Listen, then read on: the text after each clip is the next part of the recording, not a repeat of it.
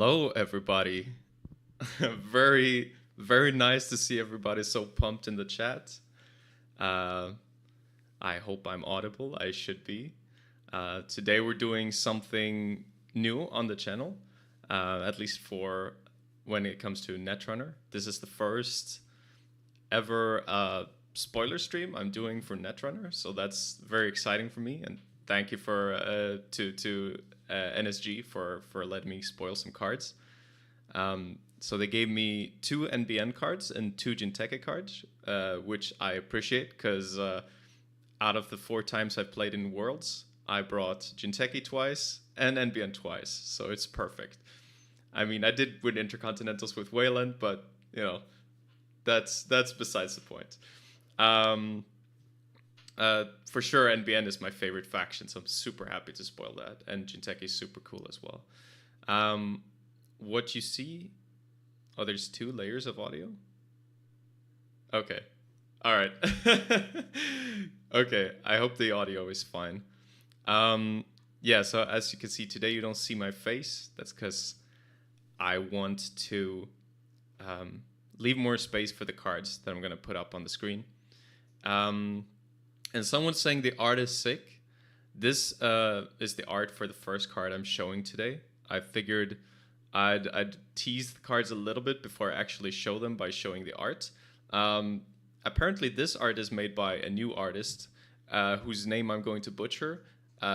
Joao Querios. Looks very nice.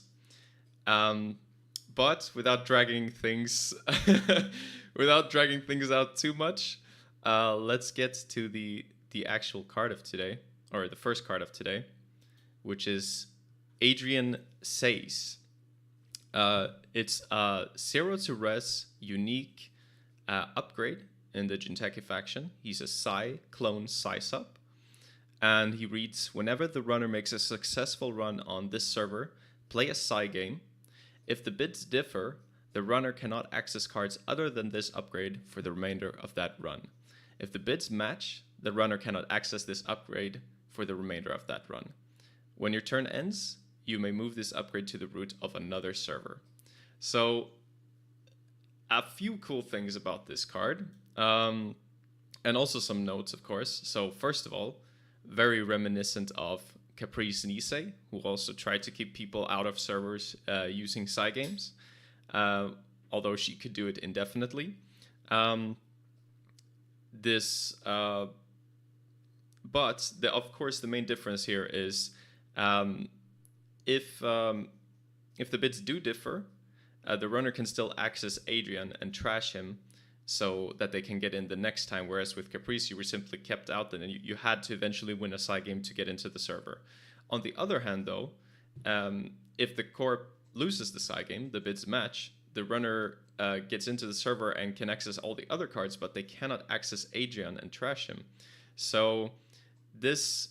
Oh, and yeah, they did keyword side games as well.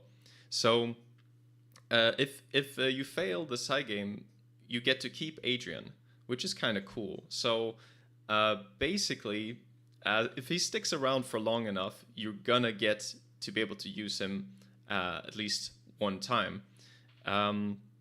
So that's pretty nice. And then also, you might compare him to a card like Anoetic Void, which can always keep the runner out if you have the right resources, and seems more powerful overall.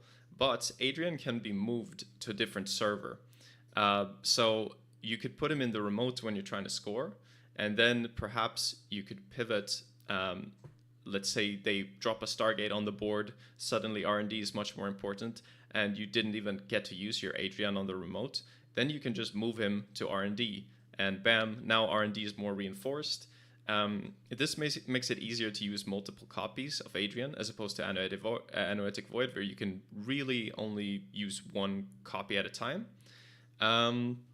Now, another interesting thing is, like, he's not trashed by default if you win the side game. They still have to actually pay the trash cost. It's not a big trash cost, but you can combine him with cards that make it sort of a hassle to trash him, possibly. You could play something like Overseer Matrix. Actually, I have it pulled up right here. So let's have a look. So we got possibility to play a card like Overseer Matrix, so that when you trash him, you take a tag. Probably this isn't what you would be doing, but it's to illustrate the general point. Maybe a more likely candidate is Warroid Tracker, because if they don't actually want to trash him after you win the side game, then basically you just stop them from doing anything useful on that run, and you get to reuse him forever. So that's something you could do. I think that's like less of a likely use case for him, but it's something to consider. So either you probably play him in some kind of more glaciary style build to protect those big servers, get a lot of value out of your ice, but with the flexibility of moving him without the downside of Anuetic trashing cards from your hand, which makes it easier to snatch the remaining agendas. So maybe he is a candidate over Void. I still think probably Void is more important. But another thing to note is you could actually combine Void and this guy, because this guy triggers only when the run is successful. So yeah, there's nothing stopping you from playing both of them in the same deck. You could put them on different servers. You could even put him on one server, then move him when you get the Void and put the Void in the remote. So there's a few things you can do there. It is worth noting that his influence cost is extremely high, which makes it very hard to port him into other decks. So I don't think we will be seeing a lot of Adrian in non-Jinteki decks, but that's for the future to decide. But without further ado, I would like to get to the second Jinteki card of today, which is this one, which has this very nice, creepy looking art. You can see one part of the image is sort of, colored and looking nice, and then it blurs and starts looking creepy, and the colors are fading away. And kind of looks like someone's head is being messed with here. And it is. So let's let's pull up the next card. Actually, before I do that, I forgot. I have an anecdote for this one. Not about the card, but recently I was dreaming about playing a version of my cornered animal list, which basically wants your opponent to have a lot of agendas in their score area. If you can pull it off, love to have more negative points in their score area. And one of the things I wanted people to be forced to do is whenever they access news team to put it in their score area. But typically, in order to force them to do that, you kind of need something that's punishing enough. So I ended up playing End of the Line in my latest version of this deck. But that's for influence. That means you can't play more than one news team in the deck, given the other cards I'm playing. And yeah, wouldn't it be nice if you could just play 3 news team in the deck? Now, note, news team is rotating. So this is not going to happen because new teams, unless you're playing Eternal, because the news team is rotating. But I designed a card for myself because I so badly wanted to do this. Yeah, Mike. Yeah, sorry. I'm like, yeah, sorry. Let me not reveal the new card.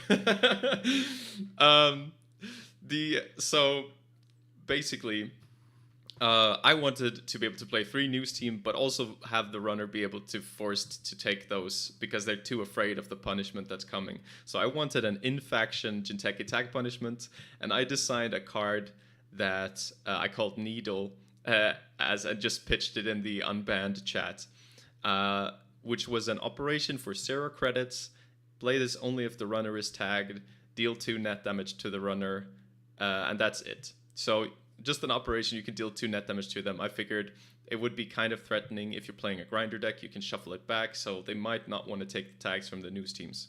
Now, this was, of course, only designed for my selfish purposes and will never be a real card. But Brandon, who is working with testing these cards, of course, knew that there was a card coming that did something similar, and he couldn't say anything. So without further ado, we have Mindscaping.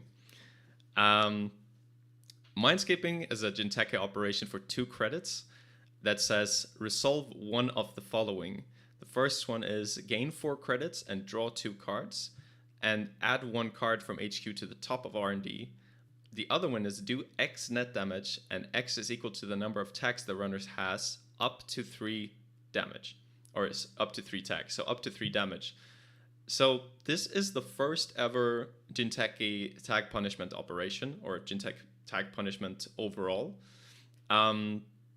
It's which if cards like News Team, now News Team is rotating, but if there are powerful tagging cards, this means it's a lot easier for Jinteki to actually import tag cards because they already have something in faction that can punish the runner having tags. Now, what's so beautiful about this card too is that it's not only tag punishment, it has another effect. So the gaining 4 credits, okay, that's just plus 2 credits. You draw 2 card, so but you have to put 1 back on top of R&D, so essentially it just replaces itself.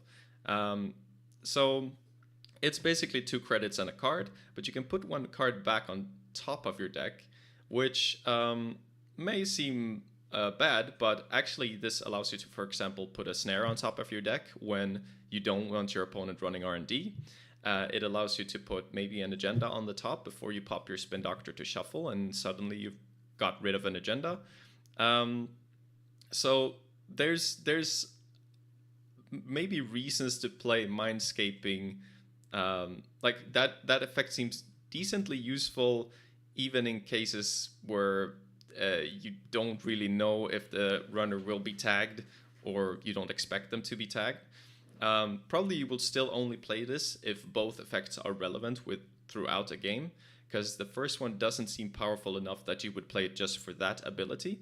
But having the choice between them is what makes the card great, I think. So if you could have a Jinteki deck where tags are relevant enough, this creates an incentive for the runner to clear them. And you also have this extra effect of being able to mess with what the top of R&D is, psych the runner out, shuffle back agendas, whatever you want. So I think this is a really cool card, quite a nice solution. Maybe some people feel that it's a bit debatable if Jinteki should have their own tag punishment, but I feel this is kind of a mild and okay way to do it. And despite not being very heavy on influence, I think this probably will not be ported a lot into other factions because it's just not dealing that much damage. So it depends. It like maybe NBN feels like if they're starved for influence, it's better to put a couple Mindscaping in than putting like End of the Line or something. But it is cheaper on influence, but it is way less impactful. So yeah, interesting card for sure, I think, and also very notable that it's the first ever Jinteki tag punishment. All right, so let's get to the next one. And this one looks beautiful. And I want to say, first of all, whoever that guy is, well, it's not whoever that guy is. That guy is definitely Trump. Let's be real. The guy like right underneath the flag, or yeah, close to the flag, that's Trump. Look at that hair. Anyway, this is the first NBN card of today. And yeah, let's just get into it. But I think this card is amazing. This art is amazing too, by the way. So we get Oracle Think Tank. It's an agenda, NBN agenda, worth 1 point, research type. It says when the runner steals this agenda, give them 1 tag. Then if the card is in the corp score area. The corp can use a click and remove a tag to shuffle it into R&D. All right, so there's a few things going on here. So first of all, this looks like a new TGTBT, but it has an additional effect that makes it a little bit more like a quantum predictive model. Basically, if the runner is tagged, then they almost lose access to these points. Now, in the case of quantum predictive model, they would just lose their ability to steal quantum predictive model at all. Here, they can still steal it, so you need a turn to be able to shuffle it back. But what this means is, if the runner ever goes tag me, even if they already stole this, so in the case of quantum predictive model, if they had already stolen a quantum predictive model and later got tagged, then it would always stay in their score area, of course. But with Oracle Think Tank, you can lose points that you already gained. So if you ever go tag me, you suddenly lose access to those points, which is quite interesting. Now in Eternal, you could do very crazy things with this, which is you can actually exchange of information and the shuffle back, which is already a possibility with 15 minutes, but now you have another card that can do it. So that's a little side note. But in general, it's also annoying for the runner just to think about the possibility of this card being in a deck, because suddenly, if you make a run, you have to worry about the fact that just by accessing an agenda, you could be taking a tag. This, of course, synergizes with R+. It also has some synergy with another recently released card, Epiphany Analytica, which is it triggers every time the first time each turn the runner steals or trashes a corp card. So having cards that don't give the runner a lot on steal could fuel Epiphany. And overall, I think it's a pretty nice bait card, apart from the fact that it just means the runner has a hard time going tag me, because you can always shuffle the think tanks back at that point, so they lose access to all those points. Apart from that, now the runner has to think about the possibility in an NBN deck of Crypto Crash, Bologna, and think tanks, possibly. So it's if all those are present in a deck, how do you know if it's good to run or not? So if someone double advances something in a remote, you could even have an Amaze Amusements, for example, in the remote. They go and access, and they think it's a Crypto Crash, but it happens to be a think tank, and they take 3 tags. And now they have to have the clicks left over to shake all of those. And misdirection is rotating, so you can't use that. There's also the possibility to play false lead and things like that, and forfeit it after they take all those tags. Now, I think that's a bit far-fetched, but just to illustrate some of the ideas, I think even a card like maybe once a city grid to make the runner access a lot of cards. You might access and take tags from Think Tank, tags from a snare, whatever. So I think it's a pretty interesting card, especially because the runner can lose points that they already gained. Yeah, notably, global food is rotating, so it's hard to lower the agenda density. Jai is talking about this, and Oracle Think Tanks helps a little bit with this. You lower the density of points in your deck, sort of, given with the assumption that they are tagged, just like Quantum Predictive Model did. Yeah, so cool card, and yeah, it is. When you actually score this, it is very expensive to score. So that is a bit of a problem. You could play Arella Salvatore to help a little bit with that. So you get a bit of a reward when you score the think tank. And you also play different kinds of agendas. So the runner doesn't really know if you're about to score a think tank or if you're about to score something else. And then they have to go in and get it. And they take the tag. Maybe even play Amaze Amusements, as I mentioned. So overall, very cool card, very nice art. And that's about it when it comes to this card. So I'll move on to the next one, which is the thumbnail for this video. And very reminiscent of a banned, previously banned card that rotated called Sensi Actors Union. So this is going to be a political asset. All right, let's get into it. So this card is called Federal Fundraising. It's a 0 to res political ritzy NBN asset that says when your turn begins, you may look at the top 3 cards of R&D and arrange them in any order. Then, if this server is not protected by ice, you may draw 1 card. So, and it's 2 to trash and 2 influence. So this card is looking really good, in my opinion. There's a few things about this. So it does a few things. So the first thing it does is, of course, it gives you more cards, as long as it's not protected by ice. It also allows you to rearrange R&D and know what's on top of R&D. So suddenly you know if there's an agenda on top or not. So you know whether it's worthwhile to protect R&D or not. This means you can also look at what's on top of R&D and perhaps decide to pop your Spin Doctor based on that to change what you're drawing, or to stop the runner from stealing an agenda, or resting a Spin Doctor to draw the card that you know is an agenda before they access it. There's all kinds of things like that. Now, this I think the main use of this will be without putting an ice in front. If you put an ice in front, you get to rearrange, which is good, but not at all as good as also drawing a card. The 2 influence, I think, makes it hard to move into other decks. But yeah, in NBN, it seems really good because you get it for free.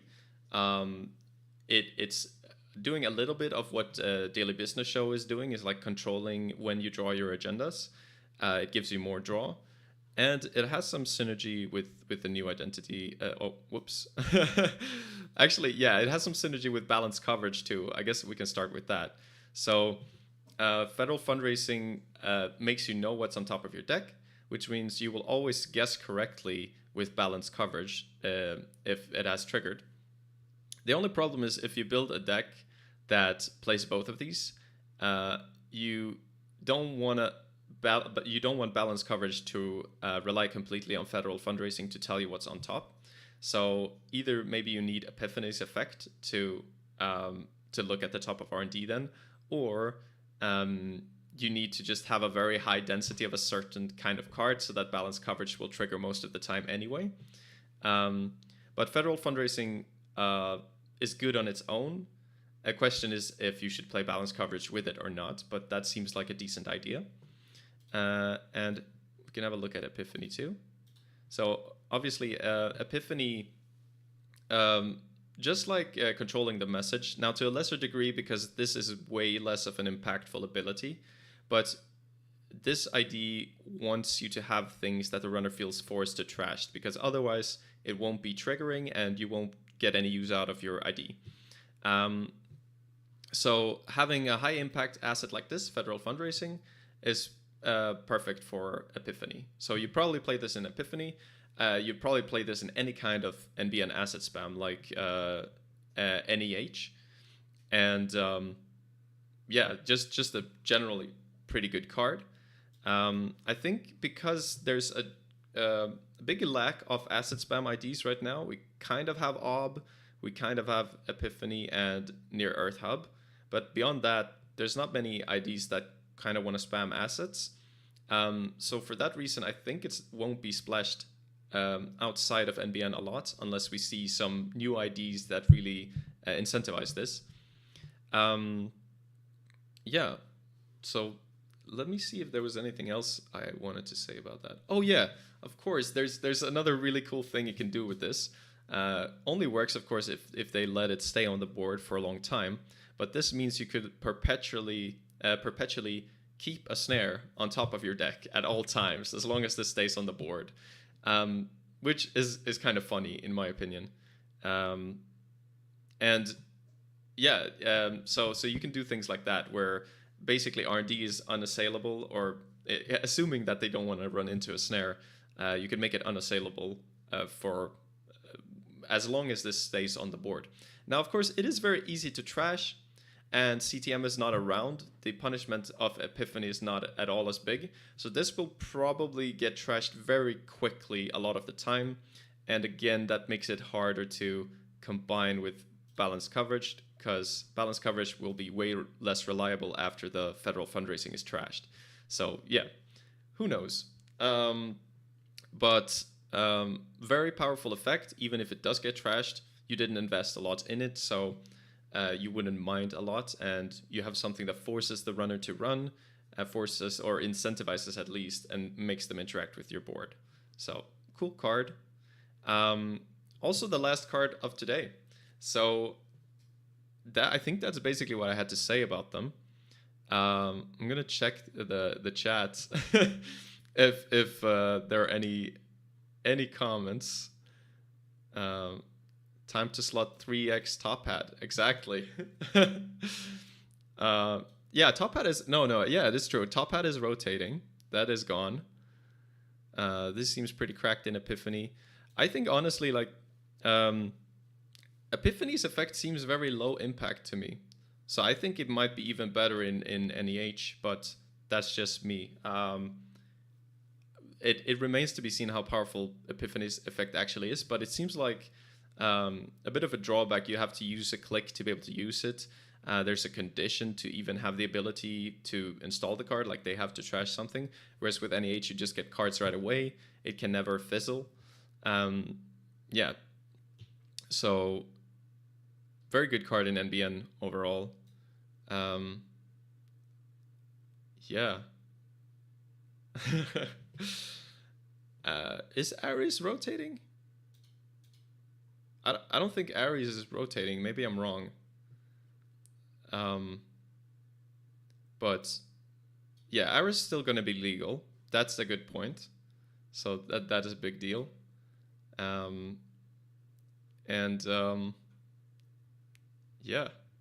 Yeah, let me see if there are any other fun comments. Yeah, that card is pretty sick.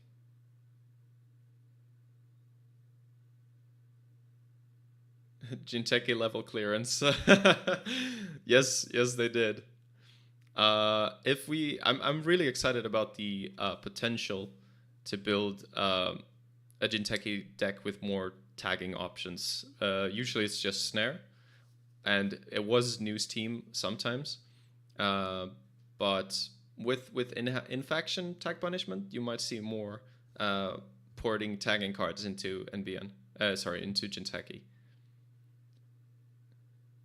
Would this even protect against Stargate? I thought Stargate doesn't access. No. Oh, Robin, that is a good point. Sorry, that is my bad. In my head, it just like prevented the run, but it doesn't. So that's a really good point. It wouldn't help against Stargate. It would only help against things like it would help against and it wouldn't help against diversion of funds either. So that's a really important point. So really only against like actual access, like, I don't know, Maker's Eye, legwork, stuff like that. Yeah. All right. I hope y'all enjoyed the spoilers for the new cards. That's a short stream today. That's gonna be it for today. I'm really happy to have been able to reveal this for the first time. Can't wait to see what people will do with new cards. And I can't wait for the madness that will be APAC after having about a week to practice for that and see what people come up with. So without further ado, thank you for watching. Hope you enjoyed it. Leave a comment if you have any thoughts. Leave a like if you enjoyed it. Subscribe if you aren't subscribed. And I will see you all next time. Bye-bye.